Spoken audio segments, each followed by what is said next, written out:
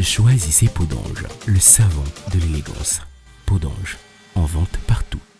Bonjour à tous et bienvenue. Les nouvelles autorités du Niger viennent de choisir le Togo et les États-Unis comme médiateurs dans la crise qui secoue le pays depuis plusieurs mois. Une annonce faite ce 6 novembre 2023 lors de la visite de travail d'une délégation du CNSP à Lomé avec à sa tête le ministre de la Défense du Niger, Salifou Modi.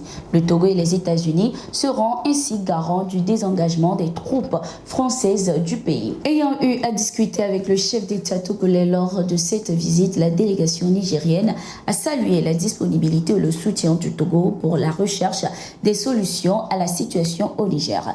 Lors des échanges, les deux pays ont convenu de créer un groupe de soutien à la transition au Niger sous les auspices de l'Alliance politique africaine APA.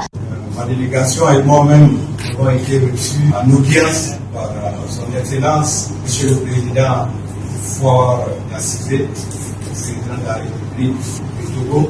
Nous parlerons des sanctions uniques et civiques de la CEDEAO contre notre pays, le Niger. Au-delà de ces sanctions, c'est la guerre que certains États à CEDEAO ont déclaré contre le Niger. Nous comptons fort heureusement sur des amis. Et parmi ces amis, nous avons le Togo à nos côtés. Nous avions demandé à ce que les États-Unis puissent servir de garant. Mais nous avons surtout exigé, nous avons demandé à ce que le Togo soit notre garant dans cet accord. Nous sommes disposés à travailler avec tout le monde. Je voudrais vous remercier d'avoir désigné, côté des États-Unis d'Amérique, le Togo comme pays garant du retrait des forces françaises dans votre pays, le Niger. Et je voudrais vous remercier aussi de votre disponibilité de travailler ensemble afin de mettre en place le groupe de soutien pour la transition au Niger. Le Togo a toujours été du côté de la paix. Le Togo s'oppose à toute prise de pouvoir à la force. Le Togo s'oppose à tout coup d'État. Mais dans la situation particulière de votre pays, le Togo comprend et le Togo veut vous aider pour qu'enfin, dans notre pays, dans notre région, il y ait la paix, l'harmonie et la stabilité. Le président de la République tout à l'heure vous disait que si le Togo ne s'engageait pas à vous aider, sa crainte, et je répète ce que le président Faure Gnassingbé a dit, c'est toute la région qui va s'ébranler. Donc aider le Niger pour le président Faure Gnassingbé, c'est aider la CEDEAO et c'est aider la région. Sinon, c'est toute la région qui va s'ébranler. Nous devons abandonner la mauvaise habitude de traiter les pays africains avec condescendance et commencer enfin à les considérer comme des partenaires égaux. Cela vaut également pour les pays d'Amérique latine. Nous assistons à une normalisation de la violence au détriment de la diplomatie. La diplomatie est notre espoir et elle doit gagner. Tels sont les propos de la présidente du Parlement européen, Roberta Metsola, à l'égard des ambassadeurs de l'Union européenne lors d'une conférence à Bruxelles, en Belgique. Roberta Metsola a également laissé entendre que l'Union européenne devait changer l'ensemble de sa perception du reste du monde. Le Premier ministre tchèque Petr Fiala, en tournée d'une semaine en Afrique, est également revenu sur ce sujet et a déclaré que l'Europe a sous-estimé la coopération avec l'Afrique ces dernières années et l'institution s'efforce à changer cette situation. L'Union européenne et les pays qui ont historiquement des liens beaucoup plus forts et naturels avec le continent africain ont quelque peu sous-estimé le développement des relations avec l'Afrique ces dernières années, ou bien la manière dont nous l'avons fait n'a pas été suffisamment efficace. Nous en sommes conscients et les débats que nous menons au sein du Conseil européen y correspondent. Nous essayons de changer la situation. Oui, la Russie est très impliquée en Afrique et la Chine l'est encore plus par le biais des diverses formes de coopération et autres contacts.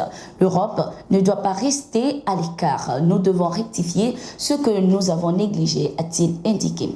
Sur le continent africain, l'Union européenne est de plus en plus critiqué et en perte d'influence. Les populations indiquent que l'institution doit changer son approche vis-à-vis de l'Afrique, surtout avec la France qui occupe une place privilégiée vis-à-vis des questions de sécurité en Afrique et reste le plus souvent la première puissance à s'y engager. Lors d'un débat au Parlement européen à Strasbourg, le chef de la diplomatie de l'Union européenne, Joseph Borrell, a affirmé que les missions de l'Union européenne en Afrique ont été un échec, surtout dans le renforcement de la démocratie. Ce 6 novembre 2023, le président de la transition burkinabé, le capitaine Ibrahim Traoré à Ouagadougou, a donné le ton pour la reprise effective du service à la présidence du Faso. Nous avons des gens qui ont du talent, du génie et des idées. Nous avons besoin de tout le monde et de toutes ces idées pour pouvoir changer les choses et avancer, a indiqué le capitaine Ibrahim Traoré ce lundi lors de la reprise normale de service au sein de la présidence. Il a invité le personnel et les autres concitoyens à reverser auprès de son cabinet les idées et propositions. Le chef de l'État a surtout exhorté ses collaborateurs à montrer l'exemple. Le président de la transition a en outre appelé ses concitoyens à se donner au travail bien fait, aussi à manifester de la reconnaissance aux forces combattantes. Vous devez être des modèles et vous devez avoir ce que j'appelle l'intelligence des situations, surtout dans ces moments, a-t-il expliqué.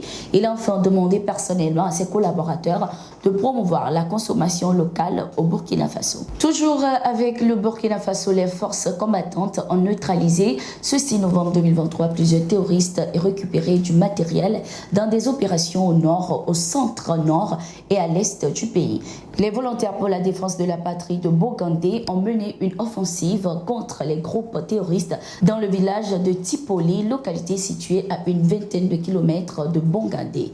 Au bilan, plusieurs terroristes neutralisés sur le champ de bataille, 2 autres capturés. Le butin est composé de 9 Kalachnikov, 10 motos, du matériel de communication, des effets d'habillement. Des informations ont confirmé que les forces combattantes sont sorties sans la moindre blessure lors de cette bataille et ont été accueillis dans la ville de Bogandé avec ovation. Toujours ce 6 novembre 2023, les forces combattantes de Kelbo ont opposé une farouche résistance à une vingtaine de terroristes venus les attaquer. Face à leur détermination, les malfaiteurs vont prendre la fuite vers le nord, poursuivis par les vecteurs aériens. Quand les criminels se sont arrêtés sous des arbres pour soigner leurs blessés, ils ont été pulvérisés, rapporte l'agence d'information du Burkina Faso.